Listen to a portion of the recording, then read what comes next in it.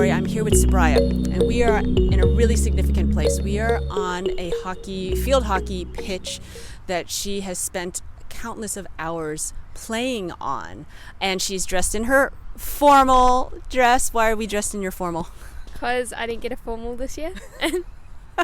Right. So we just finished our photo shoot, and we did some fun shots here on the field, and then we went out and she got dressed in her formal dress because she didn't get to wear it this year. But what I want to do is allow Sabriah to share her story with you about how 2020 went, and specifically how lockdown has taught her how to be resilient and the things that it takes to be a resilient person. So thanks for joining me today. Thank you. Thanks for having me. What were your expectations for 2020 before 2020? Because it was Sabriah's last year, school year 12. What were your expectations? A lot of studying with friends in the same room, being able to talk face to face with teachers, and sure, a lot of studying, but a lot of fun as well. Yeah, and so we know that didn't happen exactly that way. But what were let's start with some of the positive things that ended up coming out of this year for you. So I got a lot closer with a couple of my friends from school because we talked pretty much every day about schoolwork and how we were going and checking up on each other. And then one of my brothers and I got really close, and we were able to bond over special things like running and being able to form a connection like that.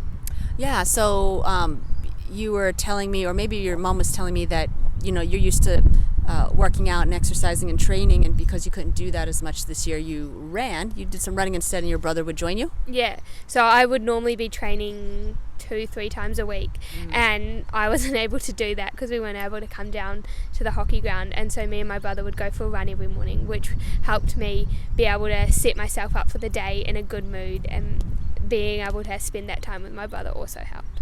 Well, that's good. So it sounds like you kind of came up with a new routine to get through your new life, 2020.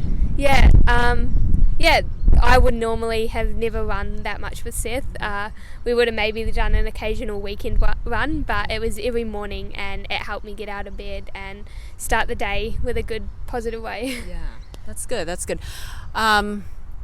But you were sharing with me also quite a few hard things for you, and that's not unusual. I think it was hard for a lot of people this year, whether or not we want to remember them or acknowledge them. Are there any that you would be comfortable sharing with about the hard things from this year?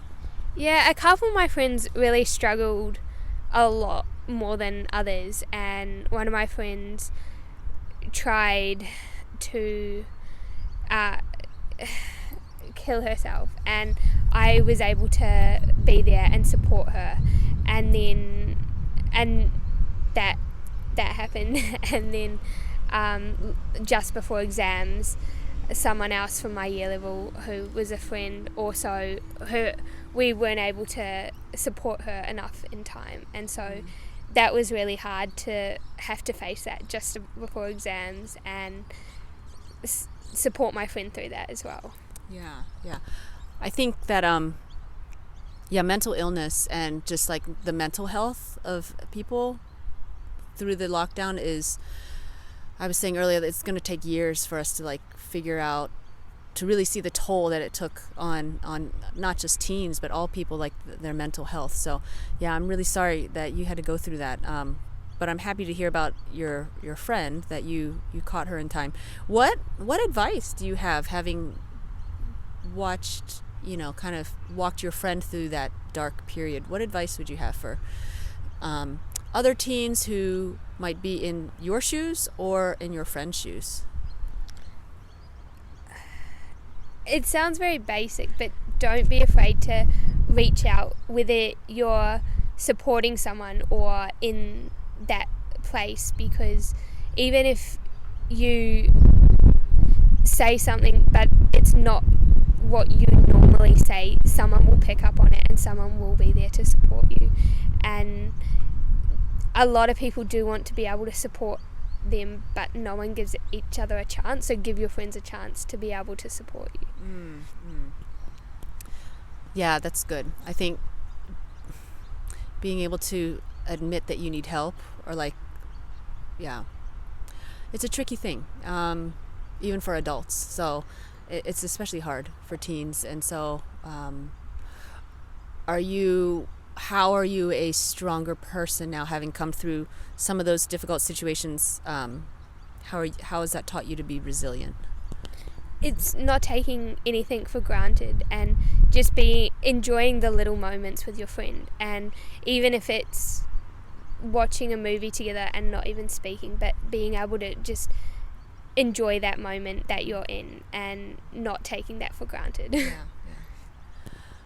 Yeah, I think the lockdown definitely did teach us to like be more in the moment, because that's all we had, right? We had nothing to look forward to. We couldn't really make plans like this weekend I'm going to be doing this, or next month we're going on this holiday, because we really didn't know in the thick of it when it was going to end. So all we had was like this day, and what are we going to make of this day? Yeah. Well, so how now you said you grew closer to your brother.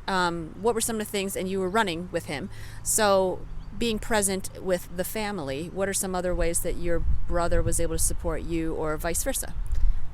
Well, he supported me a lot this year because I was going through year 12, and there was a point halfway through this second lockdown where everything just wasn't going well. I'd had so many tests that week at school, and just being online school just sucked. And I wanted to quit and give up and just not do life anymore because there was nothing to look forward to.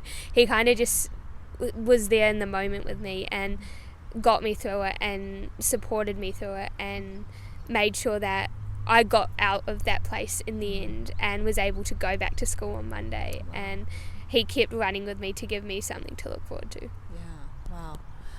That'll really be something you guys look back on and not only strengthen your relationship now, but like I think in the future. You'll definitely be able to look back and draw on that strength. Well,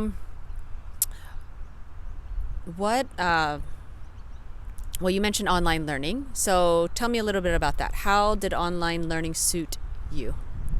It did. I don't think online suited me very well, except I got to go for a run in the morning, which I wouldn't have been able to do if I was taking the bus to school every day.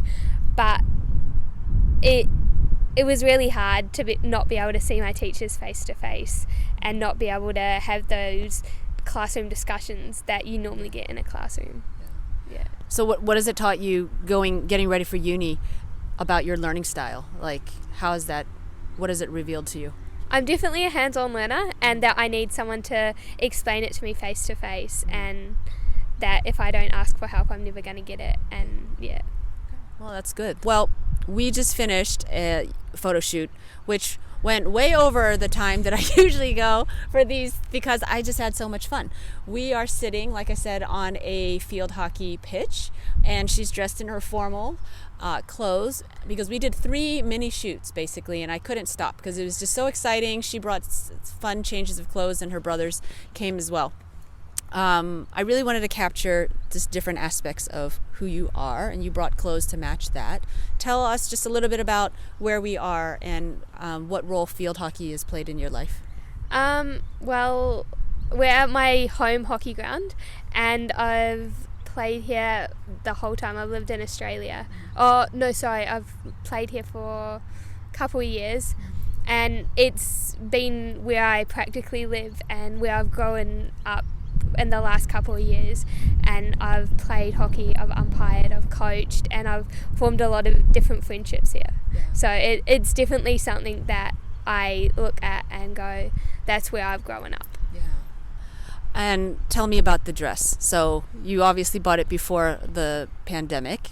How do you feel about the things that were kind of canceled and taken away from you? And the dress just kind of represents that formal was taken away. How do you feel about that?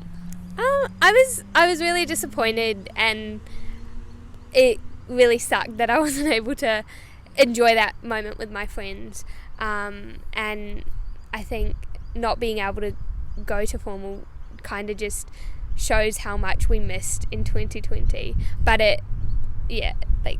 it's a nice dress, so I'm glad I got to wear it. Yeah, it was. She looked gorgeous. Well, finally, what is one just last thing that you would want to say that you take away from, this year?